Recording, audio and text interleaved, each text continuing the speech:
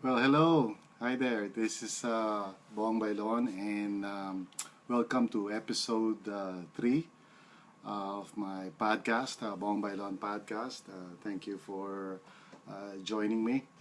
And tonight, I'm really excited about our topic because we will be talking about motivation.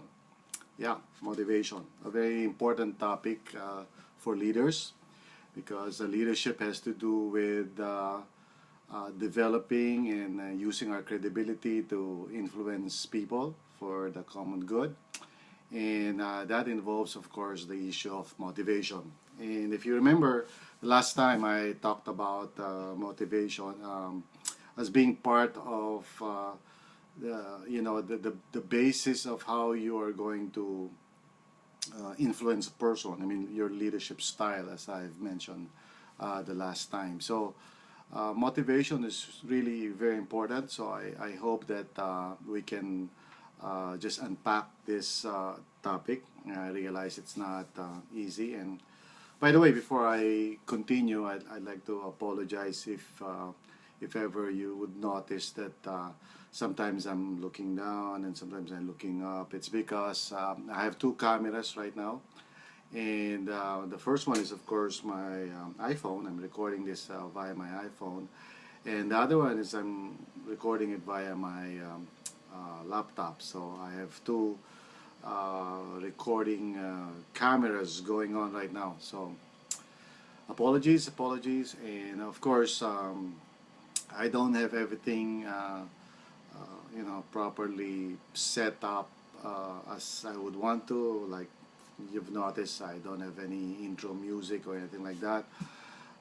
Sorry about that. But anyway, I hope that I'll be able to give you some helpful content, okay, to compensate for the lack of other things that probably you will be looking for in a good podcast. So anyway, I'm just starting this podcast. Well, so much for apologies. So let me just continue right now with this topic, motivation.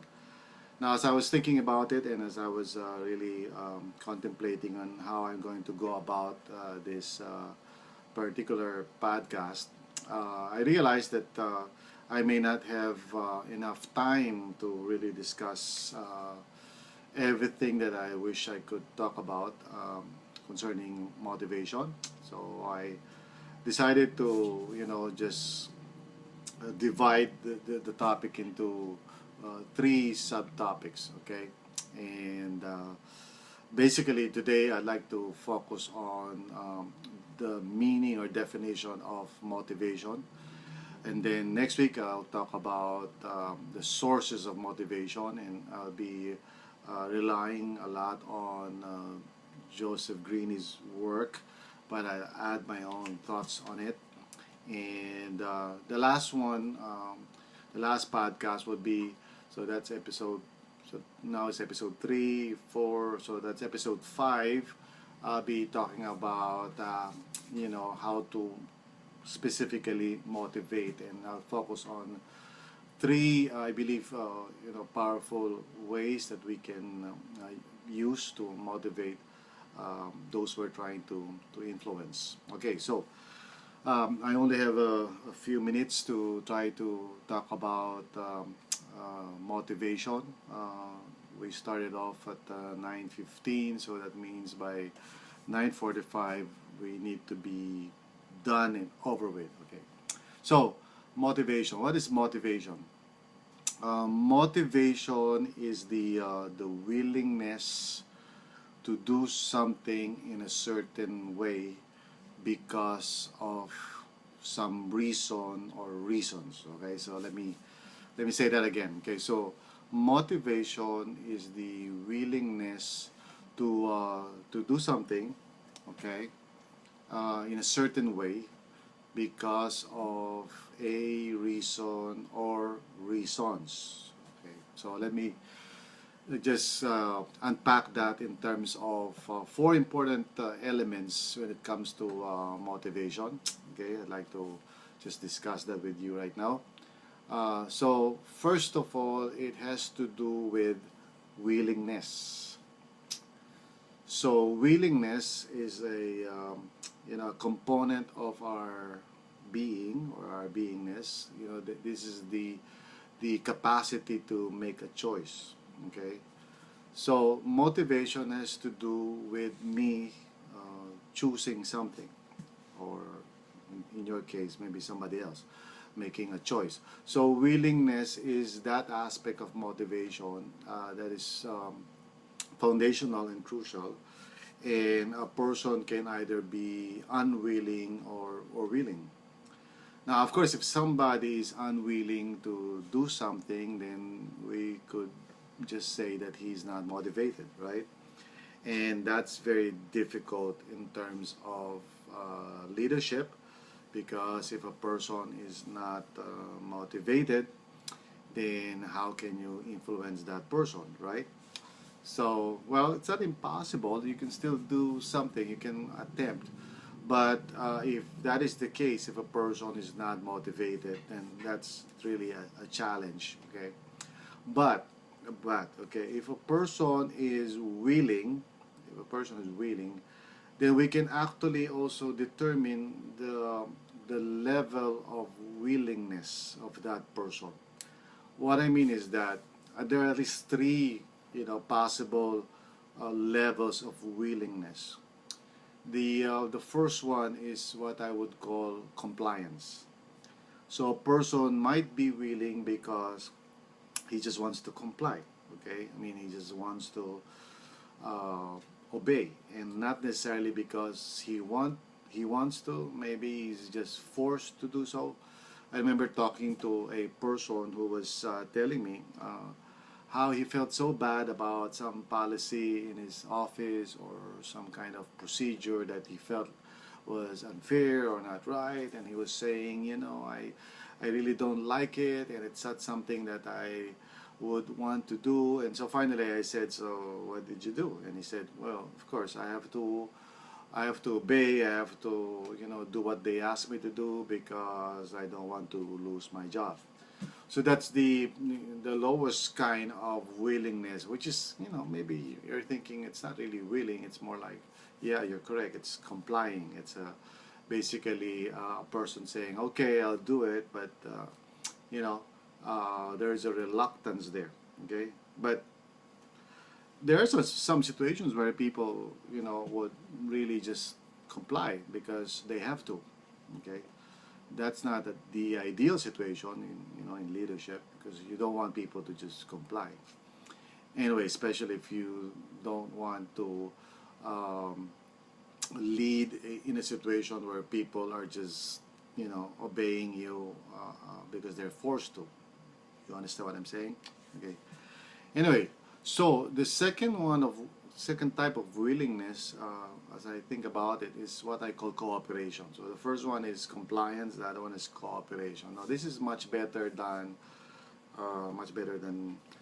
compliance, because here in cooperation there is no reluctance. A person may actually be willing to just do what you ask them to do.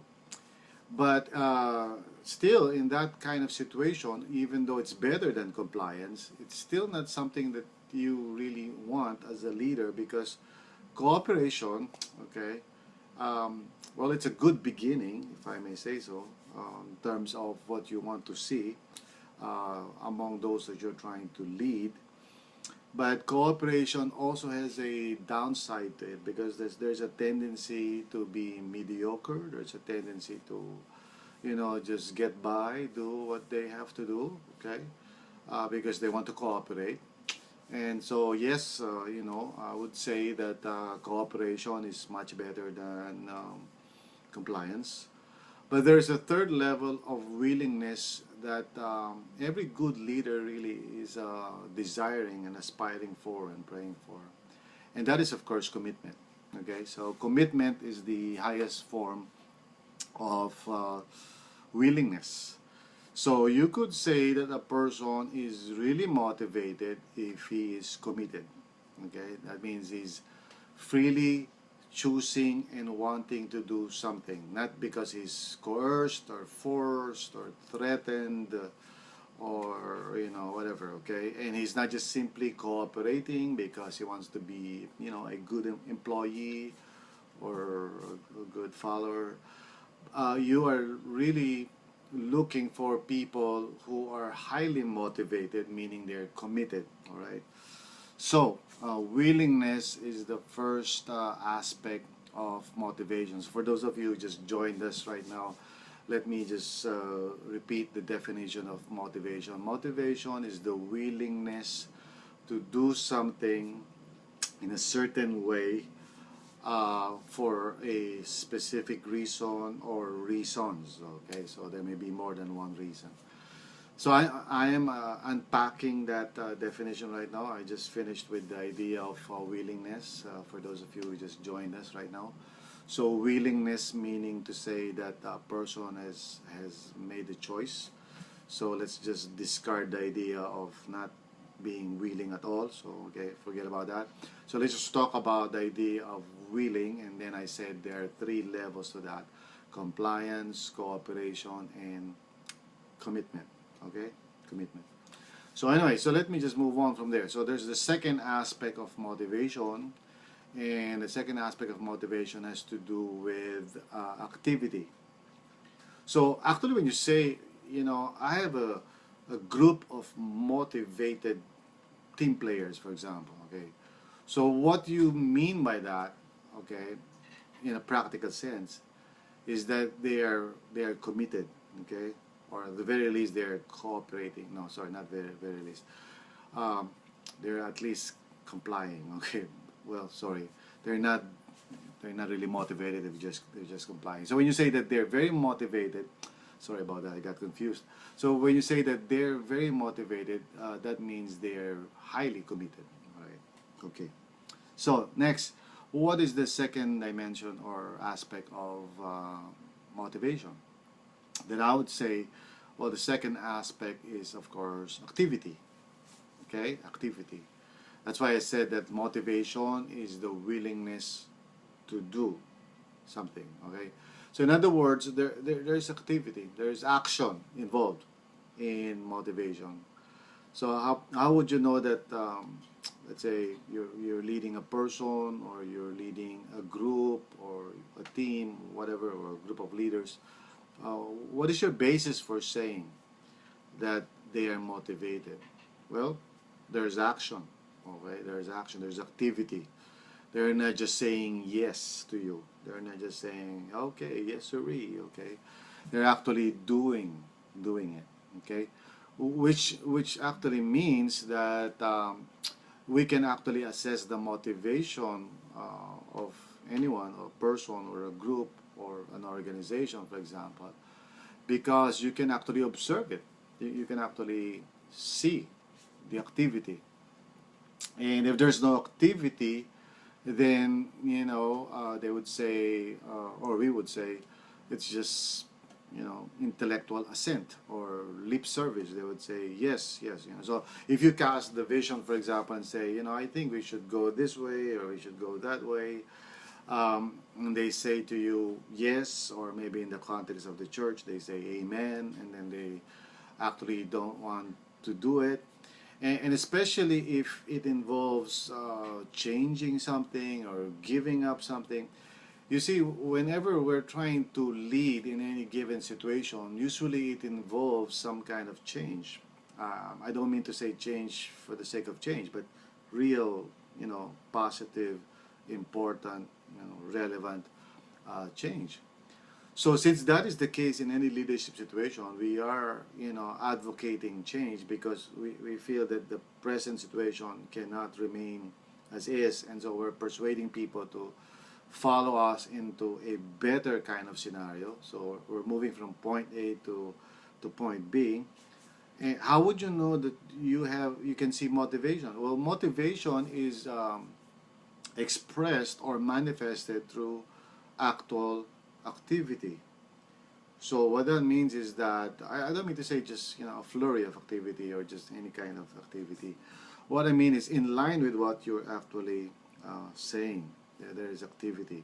So some people would actually agree with you when you're trying to explain to them that B a better situation than A, and they would say, yeah, I agree with you, and they might even applaud or say, that's the way to do it. Like for example, in my context, in the church situation. So as a pastor, I might probably just cast the vision for the Great Commission, and I'll tell them, we need to reach out to the lost or something like that. Okay, and then people would say yes, yes, yes, yes, yes. But then afterwards, there's no real, activity that goes on in line with that. And especially when you ask people, like, if you tell them, you know what, because that's our vision, because that's what we want to do, we need to change something here, or we need to just give up something, or we need to stop, doing this particular thing because it's not in line with our vision. That's when you get pushback. That's when people would say, wait a second, we don't want to go in that direction. In other words, then you will know whether they're motivated, because it's not just the willingness, but the actual activity that becomes the proof, okay, the proof of the willingness. So that's what motivation is really all about. We would say, okay, and just to, connect the two. So we would say that the person is motivated, not just because they're complying or cooperating, but they're really committed. And then they're really committed to do something. There's really an activity that you can actually see or observe. Okay, so that's very important.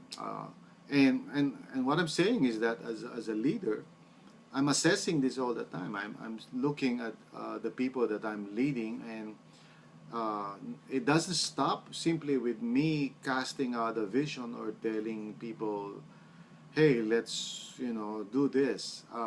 After I say that, I observe and I see, okay, are the people really committed to do it, and are they actually doing it? So, and why am I interested in looking at that? Because that would determine whether my leadership is actually working, and so I may need to tweak or adjust or maybe reinforce something. So it's very important for a leader to be looking at the quality of motivation of those who are following him.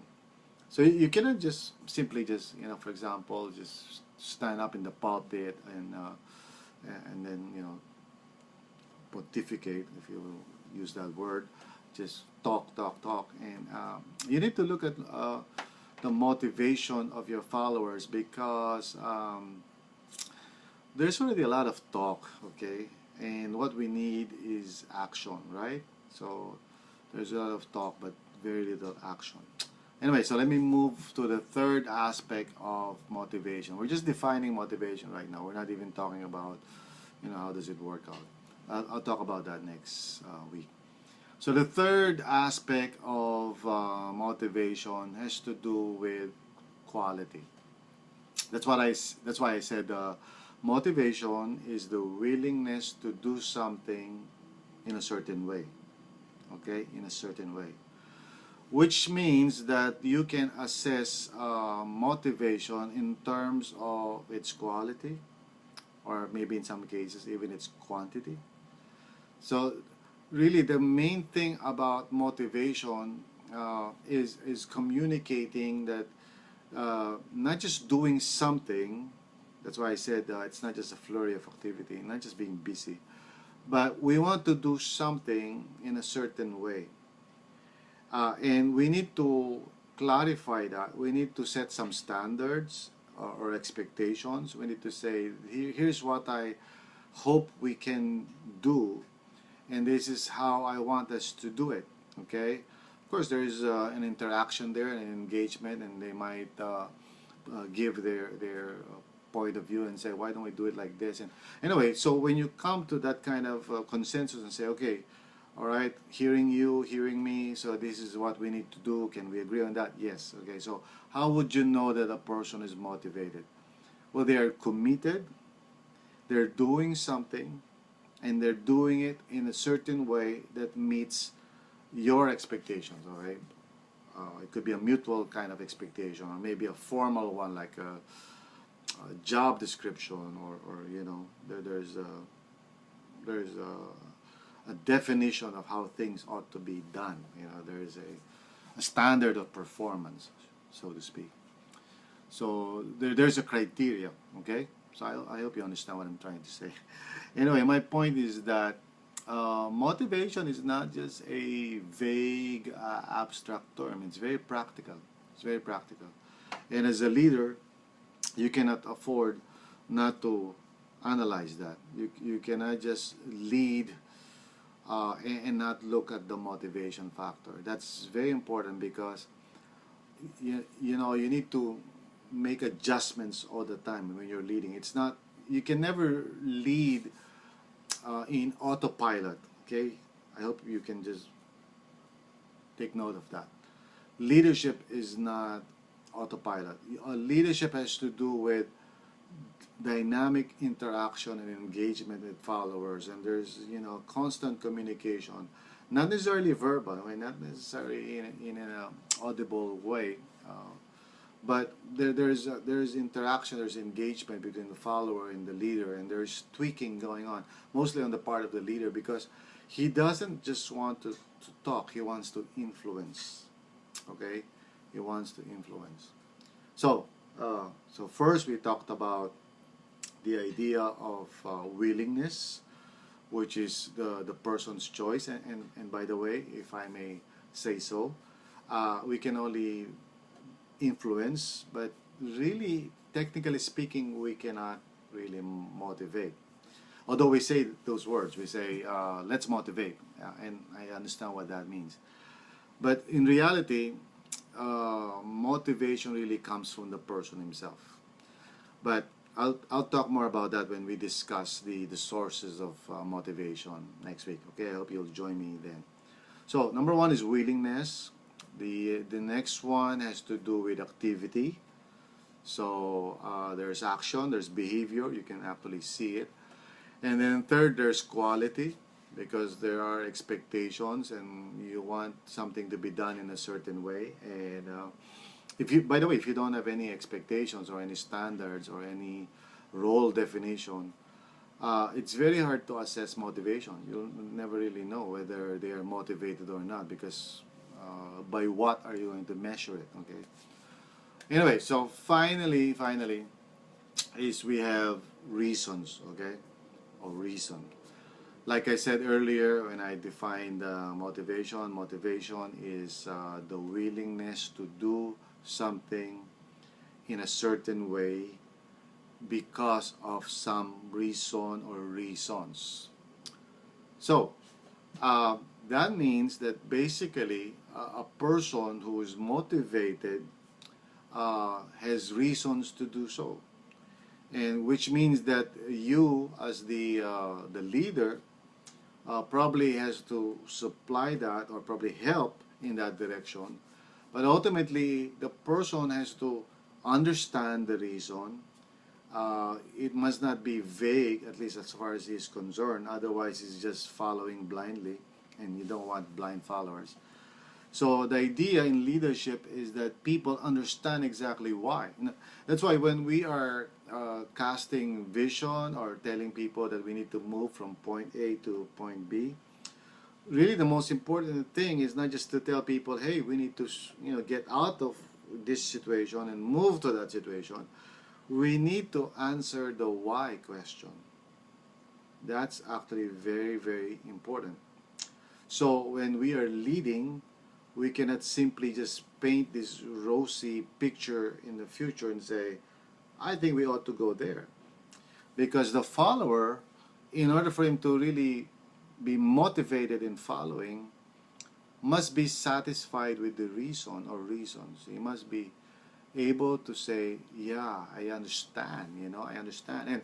And when I say reason, the reasons must be compelling enough. The reasons must be, either reason or reasons must be compelling enough, because you see, by default, most people don't really want to change.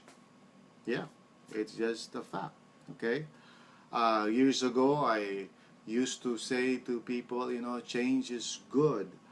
And after a while, I realized that people didn't like that because the truth is, it may be good as far as I'm concerned, but for followers, sometimes they think it's not really good, especially if it involves sacrifice or giving up something, or you know, because we all tend to want to be in a status quo situation. What I mean is that we want something to be familiar. We want something, we don't want chaos. We don't want a situation where we do not know what is going on or we cannot control it. So by nature, we are control freaks.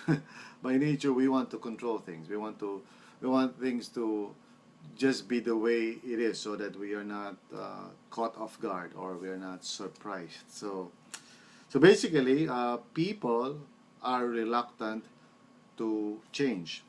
So when it comes to motivation, it's not enough that people understand. They must also feel the need to change. So motivation is more than just intellectual understanding. It also has to do with the heart. And emotionally, a person who's not buying into something is not really motivated in whatever it is that you are asking that person to do. So that's part of it. That's part of the dynamic there. There has to be an emotional component, and that's why I always share this with with the leaders that I'm able to influence. That you cannot just come down from Mount Sinai and say, this is the vision that the Lord has given me. You have to really walk people through the process that maybe you yourself have gone through that when you are praying or contemplating or figuring out what is the next step. And the reason why you're so excited to tell them, okay, we need to do this and we need to do that, is because you were emotionally engaged. You felt like, yeah, we need to do this. But here's the problem. You may be way ahead than your followers. You may be thinking, hey, I feel excited about this. But people with whom you are relying to execute and implement the whatever plan or vision you have in mind need to go through the same kind of process. They need to go through the same kind of emotional ordeal, and to be able to say, yeah, I want to do that as well. I really believe in that vision. I really believe in what our leader is saying. So when I talk about reason or reasons as a very important part of motivation, please understand, I don't mean to say that somebody is convinced, okay, in his mind.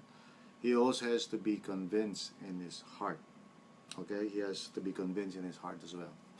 So let me just, okay, I hope, you are, I hope that this is helping you. Okay, so let me just put it all together, okay, in our last few minutes right now. So what is motivation? That's what we're talking about right now. Motivation is the willingness to do something in a certain way because of a certain reason or a group of reasons. And this is important because as a leader, you want to influence people and you want to be able to determine whether you are in fact influencing them. Okay, so leadership is not autopilot. You're influencing people and you're seeing and looking, okay, am I influencing people? So how do you know that? You're looking at the motivation element in people. So it involves four things. Number one, it involves willingness. Are they willing? Meaning, are they just complying, cooperating, or are they really committed to do something? Okay. Now, secondly, it has to do with activity. Not just nodding their heads, not just saying amen or yes, but there's really actual application, there's really actual action involved. You can actually see it, that people are moving and doing something. Third, there's quality to the activity, meaning you have clarified what you want to be done and how it's going to be done, or maybe you have agreed to the standards of performance. And you have come to the conclusion that it has to be done in a certain way. So how would you know a person is motivated? Well, they're not just committed and they're not just doing something. They're doing it excellently. They're doing it in such a way that it's not just acceptable, it is actually commendable, it is excellent, it's praiseworthy. So that's how you know that person is really motivated. And finally, as far as the reason or reasons are concerned, they are convinced in their minds that what you are asking them to do is really something that they're convinced about. They think it's good, it's right, but they're also emotionally involved or engaged in that reason. They actually feel like they should actually do this. Okay, and so the work of the leader is really very challenging. It's tough because, like I said, people normally don't want to change. And may I add to that, in the next few minutes, the idea that organizations and structures and cultures in any kind of group are designed sometimes unknowingly or unwittingly, or shall I say, nobody's really aware of it, but structures and cultures are designed to resist change. What I mean by that is that we set up something because we are hoping that it would complement or help us to accomplish something. But see, things are changing all around us, and what we might think to be workable in one situation will not necessarily be workable in the future. Okay? So sometimes when we're introducing change in a given situation, not just that people are reluctant to change, sometimes the whole structure and the whole environment is set up in such a way that it's anti-change. So that's the challenge of leadership. That's why motivation is very important in leadership. You want to know whether people are motivated, not just at the front end of leadership, not just when you're talking to them, but along the way you are assessing, because you want to be able to adjust your leadership style. Maybe you need to be more of a coaching type, or you need to inspire, or you need to be more directive, or you need to be more delegating and empowering, because in other words, you are adapting to the situation. And well, that's what leadership is all about.